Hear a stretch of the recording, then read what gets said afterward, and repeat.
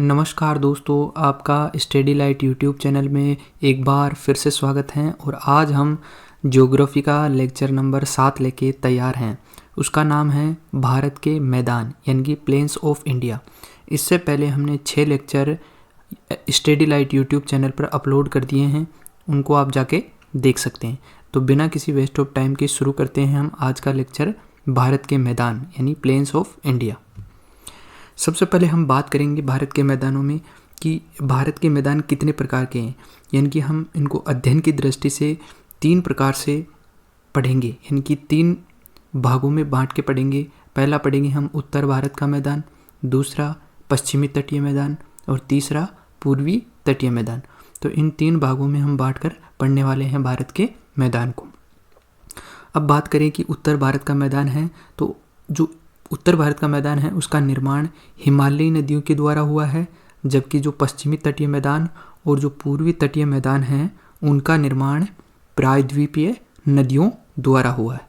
उत्तर भारत के मैदानों का निर्माण हिमालयी नदियों के द्वारा हुआ है, जबकि जो पश्चिमी तटीय मैदान और पूर्वी तटीय मैदान हैं उनका निर्माण प्रायद्वीपीय नदियों के द्वारा हुआ है। अब हम उत्तर भारत के मैदान की बात करें तो उत्तर भारत का मैदान मुख्यतः जो 3 नदियां हैं उनके द्वारा बना है। वो नदियां हैं गंगा, सतलज और ब्रह्मपुत्र, जिसको हम उस मैदान को हम जानते हैं गंगा का मैदान, सतलज का मैदान और ब्रह्मपुत्र का मैदान। तो ये 3 मुख्य नदियां हैं जिनके द्वारा उत्तर भारत के मैदान का निर्माण हुआ है।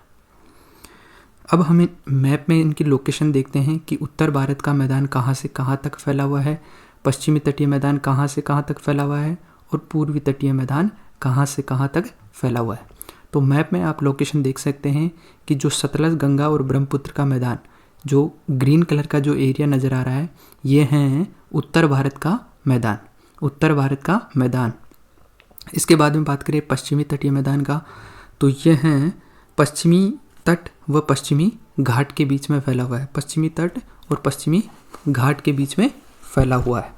अब पूर्वी तटीय मैदान की बात करें तो पूर्वी तटीय मैदान पूर्वी तट व पूर्वी घाट के बीच फैला हुआ है। तो ये 3 प्रकार के मैदान थे जिनको हम डिटेल में आगे पढ़ने वाले हैं। अब हम बात करें इनके उत्तर भारत के मैदान की बात करें सबसे पहले है तो इनका जो निर्माण है, जैसे मैंने बताया आपको, हिमालयी नदियों के द्वारा हुआ है। और चूँकि हिमालय की जो नदियाँ हैं वो 12मासी होती हैं। 12मासी का मतलब होता है कि जब वर्षा का समय आता है तो इनमें पानी की मात्रा बढ़ जाती है, परंतु जब वर्षा नहीं होती है तब भी इनमें पानी रहता है, क्योंकि जो इन पर जो बर्फ़ रहती है वो उनके पिघलने के कारण इन नदियों में हमेशा पानी रहता है। तो जो हिमालयी नदियां हैं वो 12मासी रहती हैं, जिसके कारण लगातार जो हिमालय हैं उसका अपरदन और निक्षेप अपरदन होने के कारण ये जो उत्तर भारत के मैदान हैं इनका निर्माण होता रहता है। तो उत्तर हिमालय की नदियों के द्वारा लगातार अवसाद लाया जाता है और जमा किया जाता है, इसके कारण इन मैदानों का निर्माण हुआ है।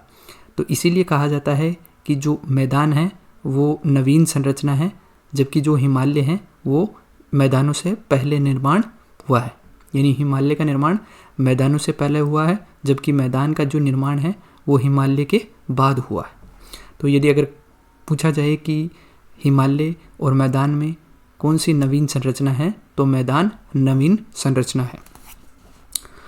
अब हम बात करें कि जो अपक्षय और अपरदन जो मैंने बताया कि किस प्रकार से ये मैदानों का निर्माण होता है, तो जो हिमालय हैं वो ऊंचाई पर हैं और जो मैदान थे वहाँ पर पहले खाई थी।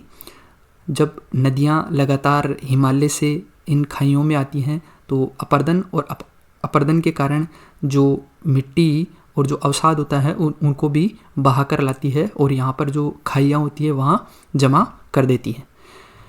अब देखिए दोस्तों, 2 शब्द आए हैं हमारे सामने, एक है अपरदन और एक अपक्षय। इनका क्या मतलब होता है?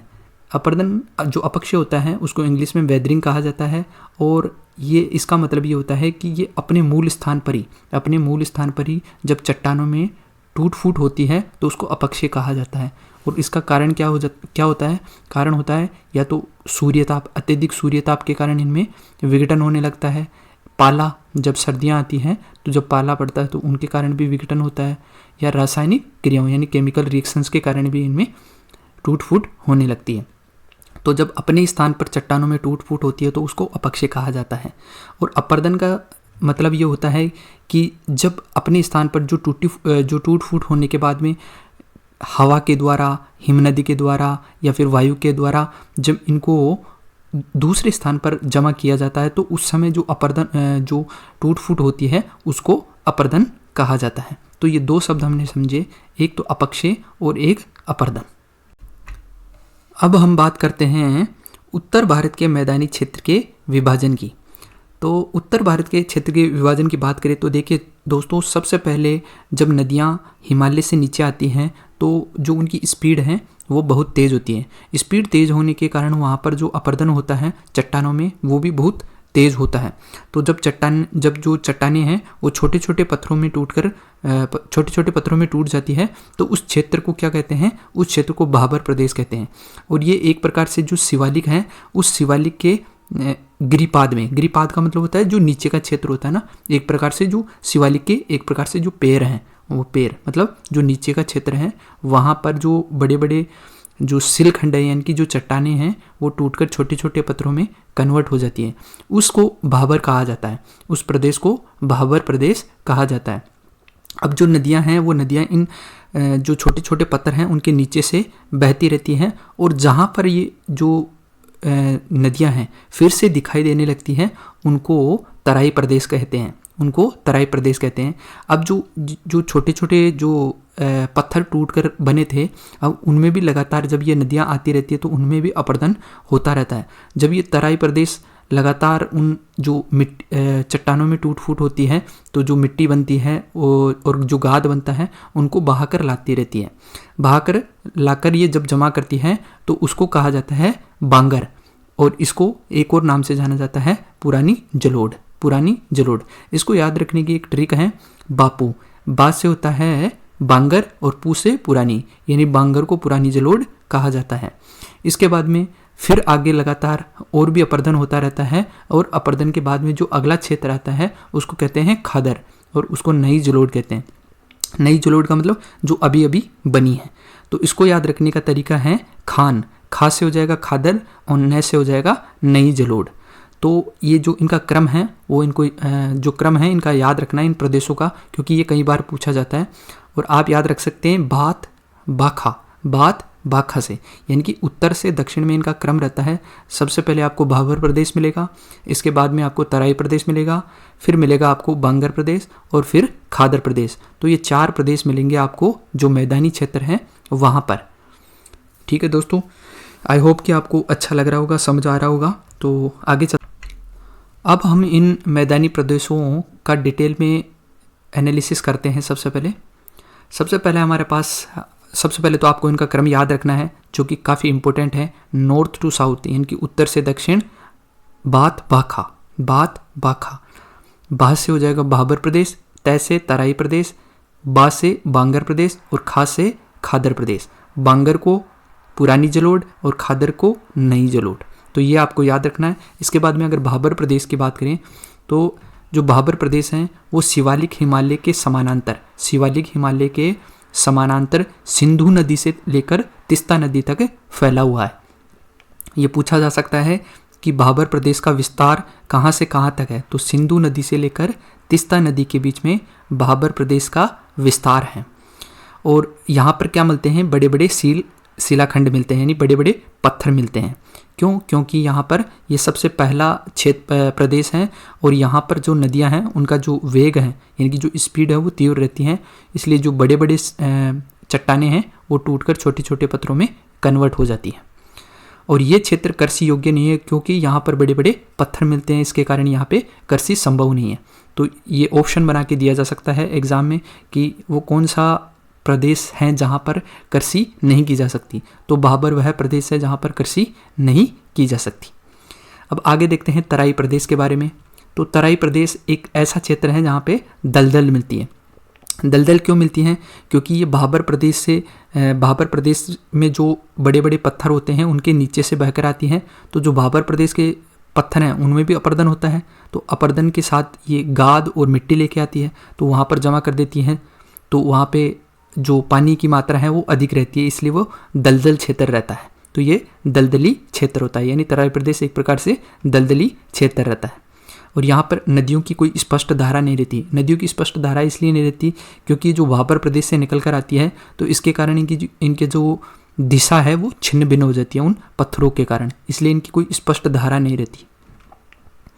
दलदली क्षेत्र को जैसे मैंने बताया कि तराई प्रदेश कहा जाता है।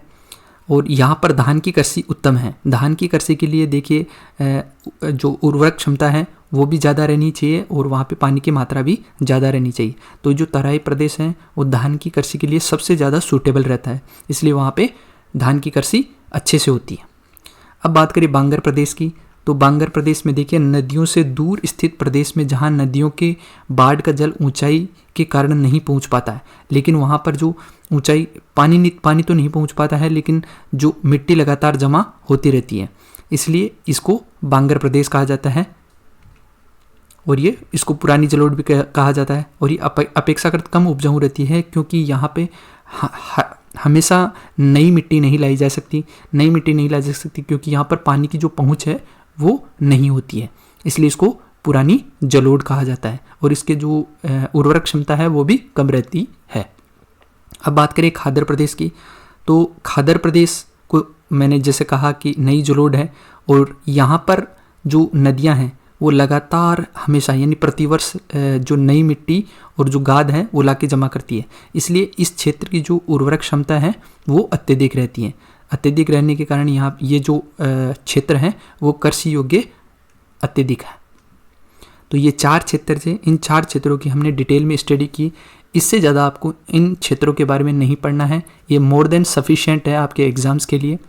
भाबर प्रदेश, तराई प्रदेश, बांगर और खादर, आपको इनका एक तो क्रम याद रखना है और ये इनकी जो मेन फैक्ट्स हैं कि कौन सा कृषि योग्य है, कौन सा कृषि योग्य नहीं है। पूछा जाए कि धान की कृषि के लिए सबसे उत्तम प्रदेश कौन सा है, तो तराई प्रदेश है।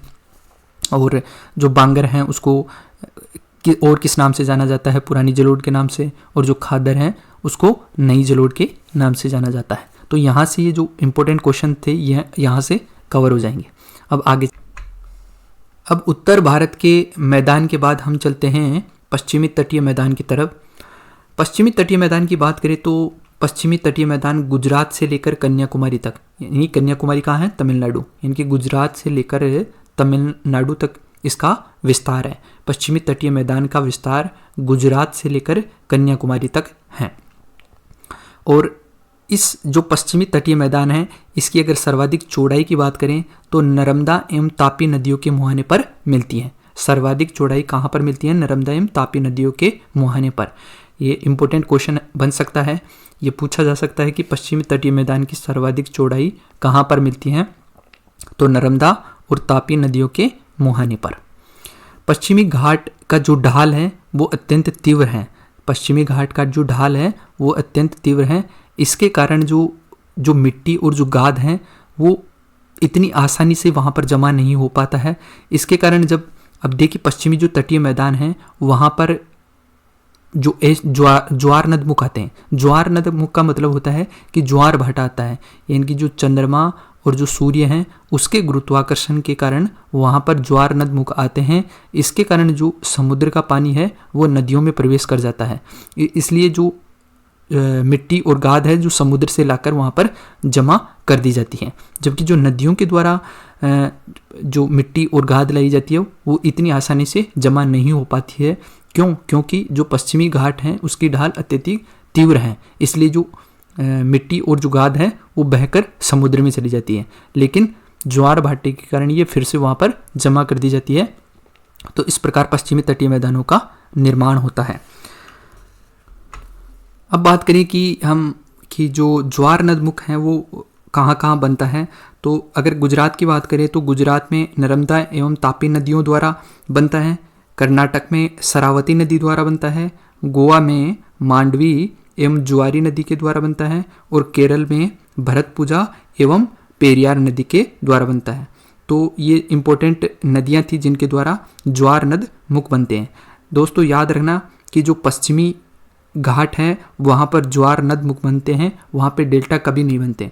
डेल्टा नहीं बनने का कारण है कि जो उसकी जो ढाल है, यानी पश्चिमी घाट की जो ढाल है वो अत्यंत तीव्र हैं। इसके कारण हमेशा जो पश्चिमी घाट है वहाँ पर ज्वार नदमुख ही बनेंगे, और ज्वार नदमुख को इंग्लिश में कहा जाता है एस्चुरी। तो कई बार एग्जाम में एस्चुरी भी हिंदी में लिख के दे दिया जाता है, तो कन्फ्यूजन नहीं होना कि एस्चुरी और ज्वार नदमुख में ये दोनों एक ही हैं, यानी कि ज्वार नदमुख को इंग्लिश में एस्चुरी कहा जाता है। अब अगर हम तटों के नाम की बात करें कि जो पश्चिमी तटीय मैदान है उसमें जो तट हैं उनके नामों की बात करते हैं, तो सबसे पहले आता है काठियावाड़ का तट। जो काठियावाड़ का जो तट है वो गुजरात से लेकर मुंबई तक फैला हुआ है, गुजरात से लेकर मुंबई तक फैला हुआ है। इसके बाद में अगला तट आता है कोंकण तट, जो कि मुंबई से लेकर गोवा तक है, मुंबई से लेकर गोवा तक फैला हुआ है। इसके बाद में आता है तीसरा आता है केनरा या कनारी का तट, इसको कनारी का तट भी कहा जाता है, जो गोवा से कर्नाटक तक फैला हुआ है, गोवा से लेकर कर्नाटक तक फैला हुआ है। इसके बाद में अगला आता है मालाबार तट, जो कि कर्नाटक से कन्याकुमारी तक फैला हुआ है। तो ये 4 तट आपको याद रखने हैं। एक है काठियावाड़ का तट, जो कि गुजरात से मुंबई तक फैला हुआ है। इसके बाद में जो दूसरा है वो है कोंकण तट, जो कि मुंबई से गोवा तक फैला हुआ है। तीसरा है कनारी तट, जो कि गोवा से कर्नाटक तक फैला हुआ है।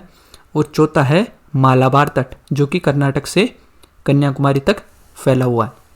तो ये 4 इम्पोर्टेंट तट थे जो कि आपको याद रखने हैं। इनका क्रम भी पूछा जा सकता है, उत्तर से दक्षिण में या फिर दक्षिण से उत्तर में। तो सबसे पहले काठियावाड़, फिर कोंकण, फिर कनारी, फिर मालाबार। अब पश्चिमी तटीय मैदान के बाद हम चलते हैं पूर्वी तटीय मैदान की तरफ।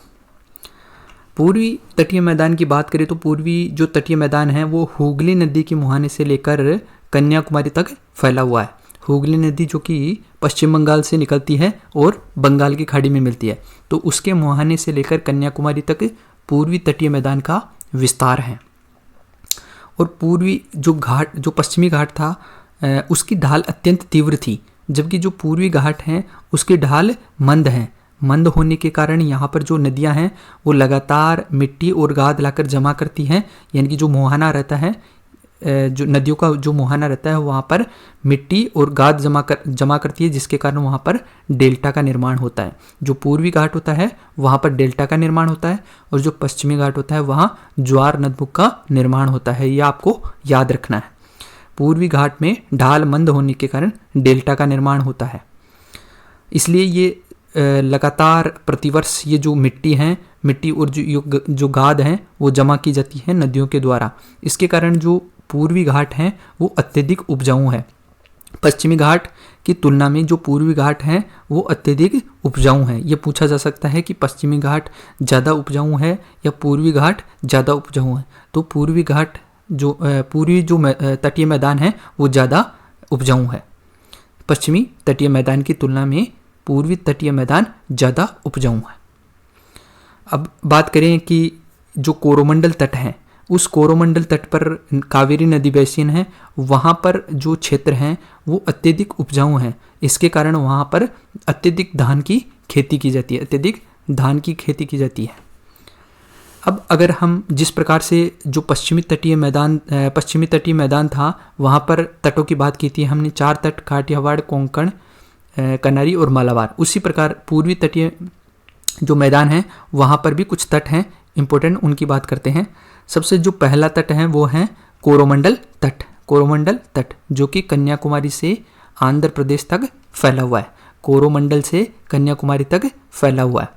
दूसरा है उत्तरी सरकार तट, जो कि आंध्र प्रदेश से लेकर पश्चिम बंगाल तक फैला हुआ है। तो ये 2 इम्पोर्टेंट तट हैं पूर्वी तटीय मैदान के।